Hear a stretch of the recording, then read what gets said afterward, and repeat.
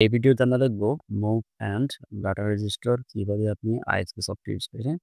So আমরা আসলে জানি মুভের কাজ হচ্ছে ডাটাকে পাঠানো, আর ডাটা রেজিস্টারের কাজ হচ্ছে ডাটাটাকে সে জমা রাখে, স্টোর করে, কেমন? তো আইএসপি সফটওয়্যার বা আমাদের ডেল্টা পিওসিতে কিন্তু ডাটা রেজিস্টার ৩ ধরনের ডাটা রেজিস্টার আমরা দেখতে পাই। ১৬ বিটের general data register, last data register, special data register, কেমন? তো এখন আমরা যেটা করলাম, আমাদের জেনারেলটা হচ্ছে D0 আর লাস্টটা হচ্ছে B408। আমি এই দুটাই নিচ্ছি। আমরা প্রোগ্রামে এসে আমরা এখানে নেটওয়ার্ক ইনসার্ট করি। এটা আমি অ্যাড করে দিলাম।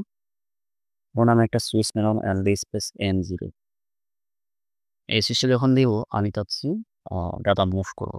আবার আ আমি লিখবো MOV স্পেস দিয়ে আমি কত মুভ করতে চাই। ধরুন আমি 100 মুভ করবো। কোথায় মুভ করবো?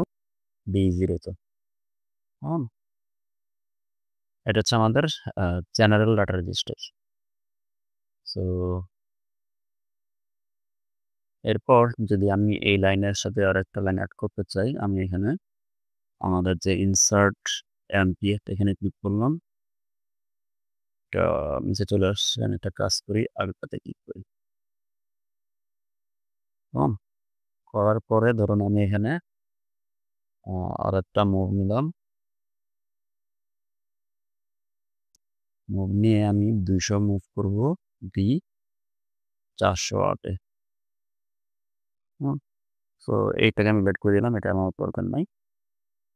এখন সুইচটাকে যদি আপনি এটা সবগুলোর সামনে এক্স দিয়ে আনি, তারপর সামনে বসানো। Control x, control V. কেমন? তাহলে কিন্তু আমার হয়ে গেল। সো এখানে কিন্তু একটা হচ্ছে লাস্ট আর এটা হচ্ছে জেনারেল। এটা হচ্ছে জেনারেল আর এটা হচ্ছে লাস্ট। সো আমরা যদি এখন এটাকে এটাকে কম্পাইল করি, দেন এটাকে আমরা লোড করি। ডাউনলোড ট্রান্সফার হচ্ছে। তাহলে ওকে, ক্লোজ। দেন আমি অনলাইন মোডটা যখন চালু করব, সো আমি এই সুইচটা যখন দিব, তাহলে আমার আ ডাটাগুলো 200 চলে আসবে ২৪০০ তে, আর 100 চলে যাবে আমাদের B0 তে। এখন আমি যদি সিপিইউটাকে অফ করে দিই, আমি যদি এখান থেকে আমার সিপিইউটাকে স্কিপ করি,